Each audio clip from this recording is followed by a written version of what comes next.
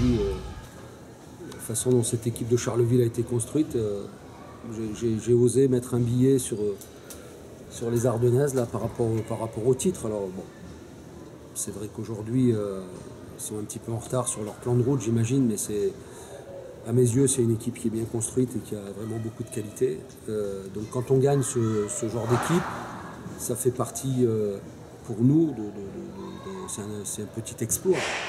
On a battu Bourges ici, c'était un exploit. Battre Charleville, pour nous, c'est un petit exploit parce que à tous les postes, c'est une équipe qui est riche d'éléments de qualité. Ceci étant, l'équipe de Tarbes tout doucement prend forme avec des individus qui se positionnent et qui... elle est assez surprenante, mon équipe, parce que d'un week-end à l'autre, on ne sait pas qui va performer. C'est compliqué de préparer les matchs contre nous. Même moi, des fois, je suis surpris.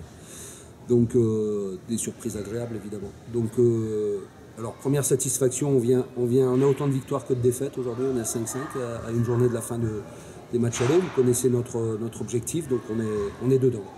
On est dedans et on a réussi à domicile 2 belles perfs contre Charleville et Bourges. On s'est raté Basketland, mais on est assez dangereux chez nous. Et puis on a battu des concurrents directs, donc voilà, c'est des résultats qui comptent. Il ne faut pas vendre un peu de l'ours avant de l'avoir tué, mais ça peut être important là, à la fin de la foire, là, quand on va commencer à compter. Je pense qu'on sera... C'est bien à cette époque-ci de prendre ces matchs-là. À la fin du troisième quart-temps, vous étiez à plus 14 et à 3 minutes de la fin qu'à plus 4. Il y a eu pas mal de pertes de balles et des fautes aussi en fin de match. Est-ce que vous avez douté à un moment On est fatigué, les deux équipes sont fatiguées. Moi je sais pourquoi Charleville est fatigué, c'est pour ça qu'on a essayé d'imposer un rythme. Tant qu'on a pu, on a imposé un rythme élevé. Charleville fait 2 compétitions toutes les semaines avec un effet. Elles étaient 8, elles s'échauffaient, donc ils n'ont qu'une ou 2 joueuses quand même.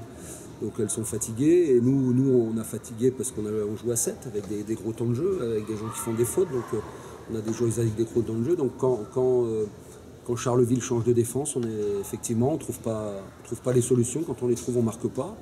Puis c'est toujours pareil, quoi, la dynamique s'inverse. Et puis heureusement, voilà, il y a des trucs. Quand Timapouille met son tir à 3 points à 8 mètres avec la planche, elle ne l'avait pas annoncé, donc normalement ça ne compte pas. Mais je finissais de dire à mon assistant, ça serait bien qu'on marque sur cette attaque-là, sinon on va se mettre dans le dur.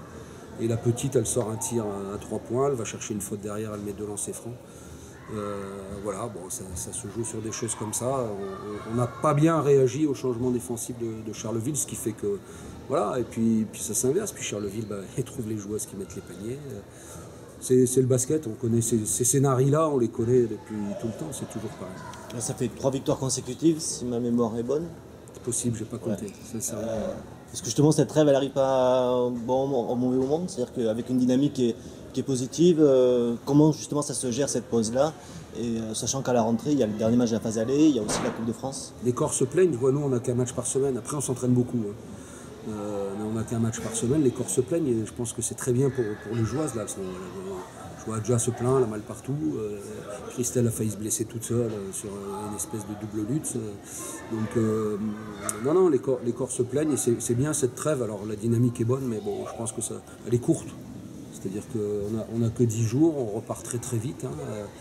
Et puis je pense pas que ce soit préjudiciable. Je crois pas. Et on repartira en plus sur un match à domicile contre La Roche-sur-Yon. C'est des matchs importants. Il faut faire attention. Hier, La Roche a failli créer la surprise en tombant le leader Bourges. Mais non, ça peut faire que du bien. Vous le disiez, vous êtes dans les objectifs de la phase allée.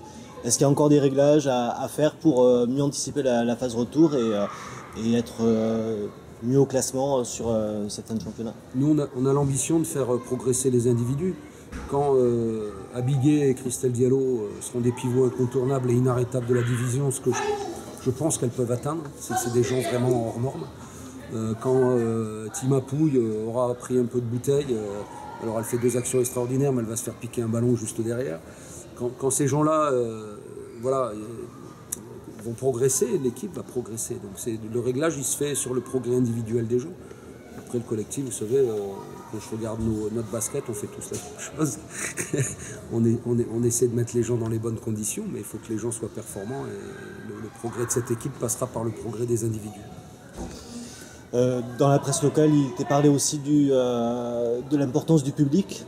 Aujourd'hui, il est présent encore au Quai Ladour, on est dimanche après-midi. Il y avait aussi, c'est un public familial. C'est important d'avoir un quai qui est plein pour les matchs à domicile, peut-être pas assez réactif, mais en tout cas plein. Le travail des joueuses, c'est aussi de séduire les gens qui viennent les voir, ils viennent au spectacle. Il y en a même qui dépensent de l'argent là, pour venir, qui paient. Donc on se doit d'offrir quelque chose. Alors la victoire, évidemment, ça crée toujours des dynamiques. Après, quand les gens se jettent par terre, après quand les gens, même blessés, reviennent sur le terrain et se sacrifient, voilà des comportements qui fidélisent les gens qui aiment ça. Un peu de transpiration, un peu de sang, voilà, et de larmes. Les gens aiment ça partout. Et ici, peut-être pas plus qu'ailleurs, mais ici, les gens aiment les gens qui s'engagent, les joueuses qui s'engagent. Je crois que mon équipe a bien compris ça. On a des joueuses qui sont à 100%. Qui sont contents d'offrir un peu de spectacle et voilà, on fidélise.